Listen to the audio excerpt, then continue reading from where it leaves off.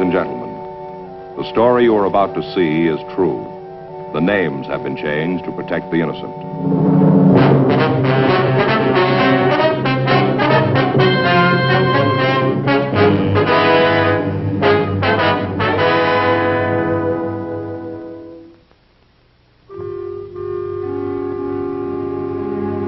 This is the city.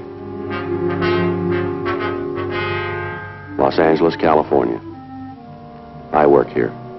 I'm a cop. It was Wednesday, May 18th. It was cool in Los Angeles. We were working the day watch out of Bunko Fugitive Division. My partner's Frank Smith. The boss is Captain Didion. My name's Friday. A pawnbroker we knew came into the office. He said he suspected that a man had been swindled. He offered to tell us about it. We were ready to listen.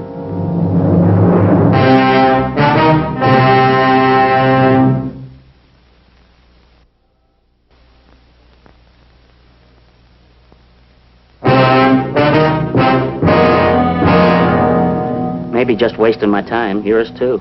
But it sure looked like a con game to me. Well, what's the sting? Well, a fella came in last night, little guy, kind of timid.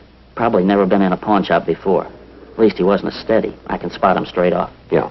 Wanted to pawn a ring, big green stone, fancy setting, all gimmicked up, you know? Mm-hmm. Man's ring, real fancy though. Asked me what it was worth. What'd you tell him? Worth $20, maybe 25. Is that what you told him? You know I can't loan full value, now you know that. Yeah. I offered him $5. Would have gone up to 10 if he'd pressed me. That's better than a lot of brokers give. Did he take the 5? You kidding? He went all to pieces. Thought he was going to have a hemorrhage. Started calling me a crook. Said the ring was an emerald. Shouted and screamed all over the place. It's an emerald, he said. A $5,000 emerald. That hunk of glass. Are you sure you didn't make a mistake? I ask you, Sergeant, would anybody try to pawn a 5G emerald with me? I ask you. Yeah. Glass, that's what it was. Green glass. Nice setting, though. What do you think, Joe? The old diamond switch, maybe. Could be. Sounds like the only difference is the color. Did you get his name, Fred? I asked him. He just shouted and carried on. Wasn't making no sense at all. I got his license, though. Yeah. Yeah, he was parked right in front of the place. Got the number when he drove off. Thought you might want it. Mm-hmm. Ah, here it is. On the inside. You make it out all right? Yeah. We'll check on it, Fred. Might be a good idea if you got right on it. What do you mean? Just before he left my place, he stopped all that carrying on. Think it sunk in, but I told him about the ring being no good. Yeah. Got real quiet, kind of like he was making up his mind about something. Mm-hmm. Asked me to sell him a gun. Fred Alpin gave us a description of the man who had tried to pawn the ring. We checked the license number with a local branch of DMV. They came up with the information that the automobile bearing that license was registered in the name of Garfield Hunt, 221 North Selma Avenue, Hollywood. 9:03 a.m. Frank and I drove out to talk to Hunt. Good morning, ma'am. Who are you? What do you want? Is Mr. Hunt here? No. No, he isn't. Well, he lives here, doesn't he? Well, who are you? I'm sorry, we're police officers. My name's Friday. This is Frank Smith. Police? Yes, ma'am. Where is he? What's happened? Ma'am? Don't try to break it easy. Just tell me what's happened to Gar. You're Mrs. Hunt, are you? He was in an accident, wasn't he? I just knew it, the way he was acting yesterday. All keyed up. He shouldn't have gone out last night. He never was a good driver. I told him 100 times. Afraid we don't follow you, Miss Hunt. Well, my husband, that's why you're here, isn't it? Well, yes, ma'am. We'd like to talk to him for a minute. Talk to him? That's right. You're telling me the truth. He's not hurt or anything. Not as far as we know. But you're a policeman. Would you mind if we come inside? Might be a little easier to talk. Yes, of course. Thank you.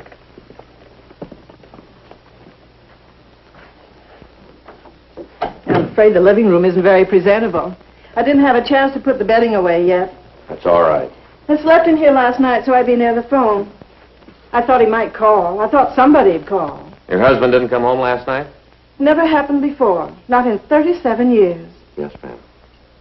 Just let me put this bedding away so Here, you I'll sit help down. Oh, thank you. Oh, there we are. Just put it in that chair over there. Okay.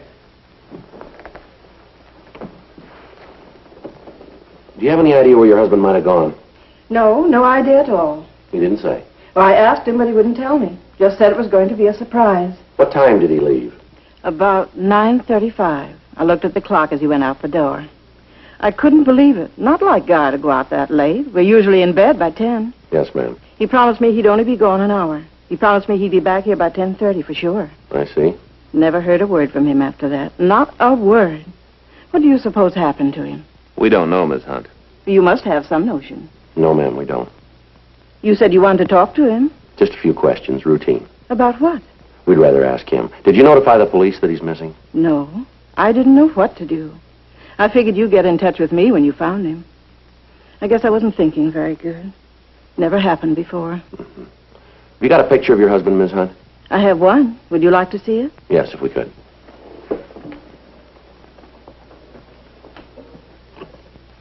He doesn't look like a grandfather, does he? We have 3. Is that so? Mind if we take this along? You won't let anything happen to it, will you? We'll be careful. It's the only one I have. Yes, ma'am. Do you think you can find him? We'll do our best. I guess I should have notified you last night. Yes, ma'am. I didn't know what to do. I thought you'd get in touch with me if something had happened. It's always better to call us first. I guess so. Then it might not happen. We advised Mrs. Hunt to make a formal report of her husband's disappearance to the Hollywood Division. A local and an APB were sent out. 3:15 p.m. Patrol car unit 9L78 reported Hunt had been found sitting in his car. The car was parked on Mulholland Drive. Hunt had readily identified himself. We asked the officers to bring him in for questioning. Joel, Yeah, here's your man, Garfield Hunt. thank you. All right, sit down there, Mr. Hunt. Go ahead, sit down. What do you want with me? We'd like to talk to you, Mr. Hunt. This is Frank Smith. My name's Friday. I do.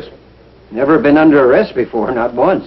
You're not under arrest now, Mr. Hunt. Then what do you want to talk to me for? Why those officers asked me to come here? You didn't go home last night. Your wife has been kind of worried about you. I was going to go home when they found me. Wasn't any place else to go. I just shouldn't have called you. She didn't call. How'd you find out? You tried to buy a gun. Pawn shop over on Main Street. Oh, What'd you want the gun for? they wouldn't sell it to me. What'd you want with it? Don't need it now. Not now, they're gone. Who are you talking about? Who's gone? Wouldn't have hurt them. Just wanted my money back. Thought I could scare them, that's all. And who were they? Said they were renting the store next to mine. Came out first of last week. Measured the frontage. Heard them pounding around inside, hammering and all, like they was getting ready to move in. Said they were jewelers. Going to open up a Valley branch for Lassingwells, you know, big jewelry store down here. Mm-hmm. Seemed like real nice fellas. Bought me lunch a couple of times. Pleasant, friendly-like, glad to have 'em moving in. The more business there is in the neighborhood, the better off everyone is. Yeah. Crooks. That's what they were, out-and-out crooks. Went looking for 'em early this morning. Back door to their store was open, the one next to mine. Go ahead, Mr. Hunt. Couldn't find hide nor hair of 'em. Place was empty. How much money did they get from you? Not them exactly. Fellow working with 'em. Must have been working with 'em. Only way it makes sense. All right, now suppose you tell us all about it. In cahoots with them other two. Must have been. Came into my shop day before yesterday. Long about 1 o'clock in the afternoon. Called himself Norman Christ. Said he was from Greeley, Really? town in Colorado where my brother lives. Said he knew my brother Oscar back there. What do you want with you? Claimed Oscar asked him to look me up, see how I was doing. Probably didn't know Oscar at all. They must have told him, them jeweler fellas. Yeah. Got to thinking back. Remembered I mentioned having a brother in Colorado one day when we was having lunch. Told him the town, too. Greeley. What happened then? Did he sell you the ring? You know about that, too? You tried to pawn it, didn't you? No, sir, not really. Just wanted to find out how much it was worth.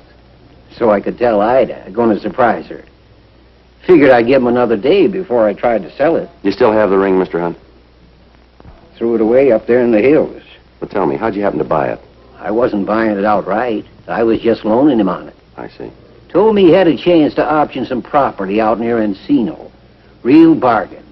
Said he had to close the deal by 5 p.m. that same day. Needed cash for a clincher. Mm-hmm. Had to get the money from Colorado, that's what he said. He was afraid it wouldn't be here in time. Couldn't go to a bank. Didn't have any credit in L.A. Yeah. Needed $3,000. Said if I loan him the $3,000, he'd give me back $4,000 first thing in the morning. Offered me his ring for security. Said it was worth $7,000 easy. Said it cost him more than that. You hand the money over? No, sir, not by a darn sight. Told him I didn't have $3,000. Told him straight out. Mm-hmm. Said all I had was $1,500 in my savings account. Guess I shouldn't have said that. Yes, sir. Guess that was my first mistake. He thought about it for a minute, asked if he'd use my phone, called somebody, talked to him for a couple of minutes. When he hung up, he told me he might be able to swing it for $1,500. He'd have to go out there and see him in person. Said he'd come back. Did he leave then? Not right away. I stopped him. Told him there wasn't no point in coming back. While he was on the phone, I had a chance to do some thinking. Realized I didn't know nothing about him, nothing about the ring. I'm no jeweler, I said. How do I know that ring's worth $7,000? I'm not calling you a liar, but how do I know? He said he didn't blame me for being cautious. Sure, I had good business sense. Took off the ring and laid it on my counter. Told me to get it appraised while he was gone. Uh-huh. I went next door to ask those fellows who said they were jewelers. Place was locked up, so I figured they were still out to lunch. I figured maybe they was in the drugstore down in the corner. Did you find him there? Yes, sir. What'd they say about the ring? Perfect emerald. That's what they said. One of them put a gadget up to his eye. Looked through it. You know what I mean. Yeah. Perfect emerald. Worth $10,000. Not a flaw in it. Mm-hmm. Acted like they thought it was mine. Offered to buy it if I wanted to sell. I told them about the other fella. That he needed $3,000. Told them the whole story. Uh-huh. They said they'd loan him $5,000 without batting an eye. Offered to make out a check right then and there. Kind of took my win away. They were so anxious. I said maybe we could go in 50-50. They'd put up $1,500, I'd put up $15,000. That way the guy would have $3,000 if he still needed that much. We could both make a little profit. One of them asked me how I wanted the check, if he should make it out to me. I told him to make it out to cash. How'd he sign it? Jones. Quincy Jones. That's the name I knew him by. Other one called himself Wyatt Truesdale. I don't think that's their real names, though. Probably... What is it you call them? Aliases? Yes, sir, aliases. Well, anyway, I went over to my bank and drew out the $1,500. About 2:30, the fella come back, the one who gave me the ring. Yeah. Said he tried to talk the real estate people into being satisfied with $1,500. Wouldn't come down. Insisted on the whole $3,000. I told him not to worry, that I had it. Gave him my $1,500 and the check. He said the check would be okay, seeing as how it was on a local bank. Promised he'd pay me back in the morning. That was yesterday. Yes, sir. When he didn't show up, I just wanted to make sure how much it was worth, the ring. Yeah. Offered me $5 for it. Man in the pawn shop. Couldn't believe him at first. Said it was just glass. A hunk of glass. Then it come to me how I'd been tricked. All of a sudden, it come to me. Well, now, why'd you stay out all night? Why didn't you go home? Couldn't face her. Ida knew I'd been swindled. $1,500. Every cent we'd saved. Been married for 37 years. It was Ida's money, too. Not just because she's my wife. Helped earn it. Well, we'll try and get it back for you, Mr. Hunt. Not much to show for 37 years, is it? That's what I kept thinking while I was sitting in my car up there in the hills. All day long, just kept thinking. 37 years. $1,500. Yes, sir. Too late to start all over again. We won't have 'em.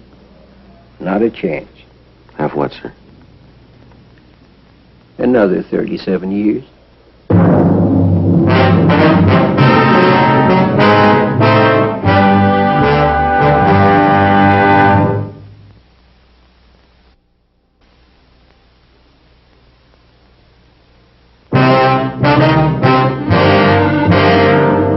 Using Garfield Hunt's description of the three suspects, the stats office came up with 24 possibles who had worked similar MOs. We showed mugshots to Hunt. He identified two of the photographs, Ernest Wilcoxon and Parker Cleaver. Hunt was positive that Wilcoxon and Cleaver were the men who had rented the store next to his and pretended to be jewelers. he was unable to find a photograph of Norman Christ, the man who had sold him the ring. We pulled the packages on Wilcoxon and Cleaver. They had both done time for grand theft. They had not previously worked with a third person. A local and an APB were sent out on all three suspects. Using the information from their mama sheets, Frank and I began checking various places Cleaver and Wilcoxon had been known to frequent. 8:12 p.m. We went into the Black Parrot Bar on South Broadway and talked to the bartender. Wilcoxon and Cleaver, huh? Yeah, that's right. Not by those names, I don't know 'em. Maybe these will help. Well? Yeah, they come in here once in a while. They always come in together? As far as I know. Ever have a guy with them, tall, thin, dark hair, about 30? No, just the two of them. Never seen him with another guy. Mm-hmm. Where do you want them? You know where we can turn them? Well, they ain't here now. We can wait. Well, they won't be in tonight. How do you know? They got money. Oh? Big roll. One of them was in yesterday, Quincy Jones. That's what he told me his name was. Yeah. Been running a tab. He paid it up in full. Had plenty left over. Mm-hmm. As long as they're carrying the roll, they don't come to my place. Head for them expensive joints like out in the Strip, places like that. When they're blowing their loot, come back to me and start running up another tab. I called them on it, but what can you do? This way I get some of their bundles. You know where they live? Around here somewhere. Couldn't pin it down for you. Who could? How bad you want to find out? How do you mean that? Cost you a drink. You that thirsty? Not for me. Girl over there in the booth, the brunette. Uh-huh. She knows him. Been out with him a couple of times. I've seen them leave together. Okay. I was only kidding about the drinks. It's on the house. For you guys and her, too. We don't want any, but we'll pay for hers.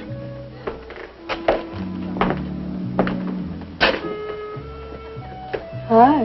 Hi. You're new around here, aren't you? That's right. Can stand some new talent around this place.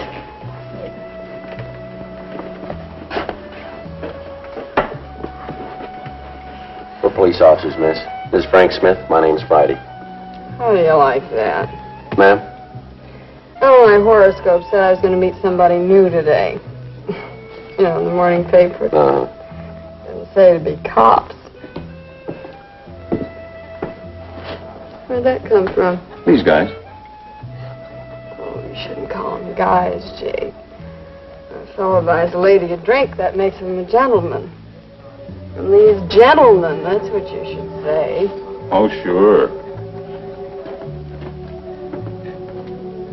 You're very good health.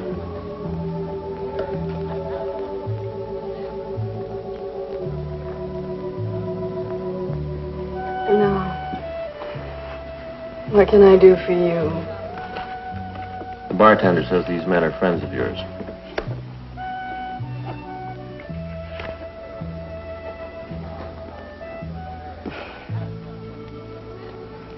Oh, I wouldn't say that this is the most flattering picture, but there's a resemblance. You know him, then? Well, we've met. We weren't formally introduced, but we've met. You meet a lot of people here. Not the best people in town, but it's not the best bar in town. It's convenient. I work down the street. Mm-hmm. 8 hours a day, 5 days a week. Time and a half for Saturday, if we work Saturday. 7 of us in one office. 7 young ladies, ages 32 to 60. I'm 32. Yeah. No, they don't come in here. The other 6. That's something. I suppose you'd care to hear the sad story of aging white-collar girl. Do you know where they live? Oh, you mean these so-called friends of mine? That's right. I might. Well? Did you ever hear of the Norcross Arms Hotel? Mm-hmm. Well, I haven't been there with them, of course. In fact, I'm not even sure if it's their residence. But Quincy was carrying a hotel key one night, and it fell out of his pocket. And that was the name on the tag. Norcross Arms. Okay, thanks. Thank you for the brandy. Don't mention it. All right, what do I owe you? 6 bits. She drinks good stuff.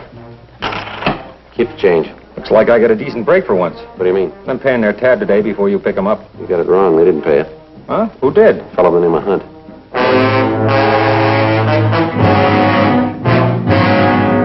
The clerk at the Norcross Arms Hotel told us that two men who resembled Wilcoxon and Cleaver were registered under the names of Jones and Truesdale.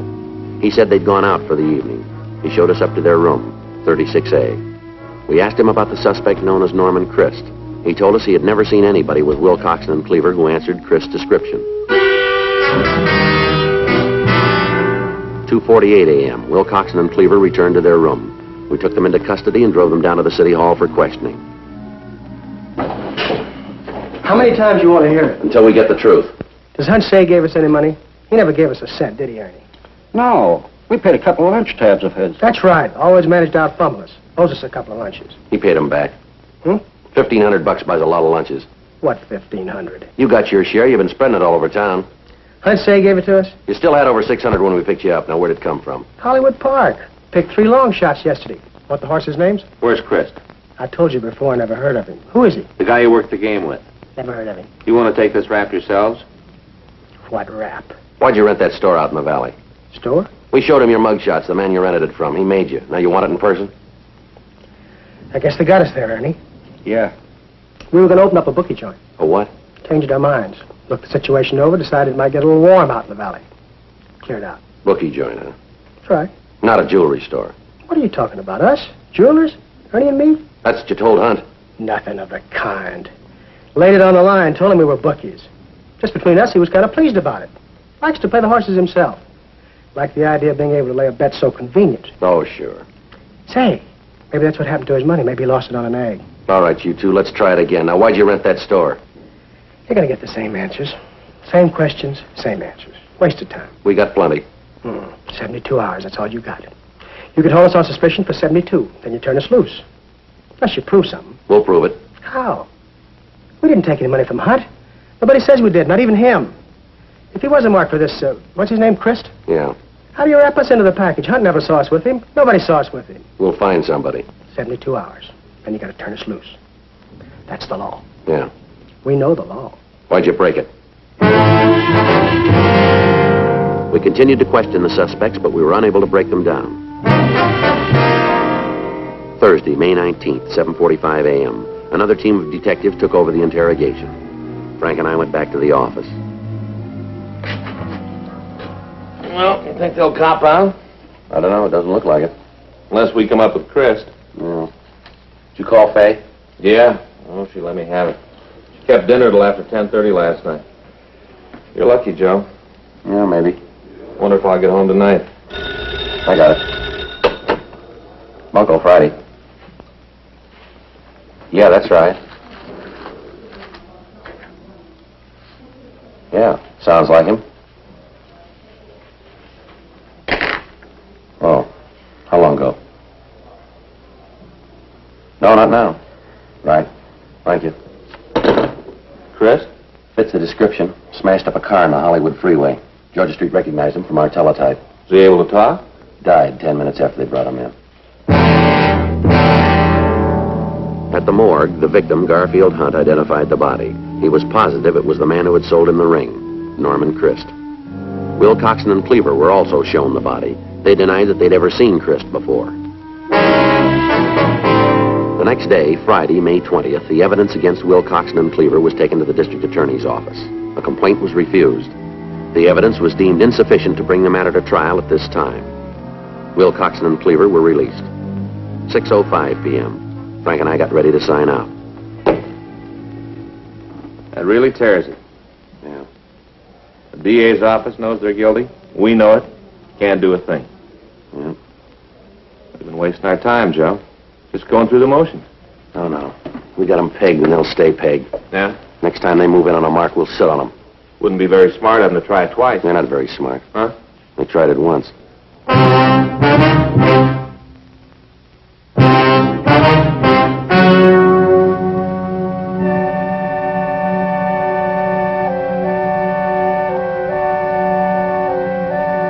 2 months later, on July 12th, the two suspects were apprehended for a similar crime. On November 6th, trial was held in Department 98, Superior Court of the State of California, in and for the County of Los Angeles. In a moment, the results of that trial.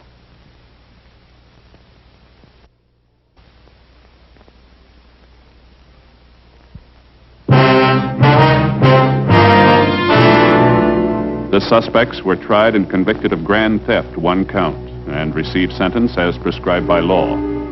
Grand theft is punishable by imprisonment in the county jail for a period of not less than 1 year, or for a period of from 1 to 10 years in the state penitentiary.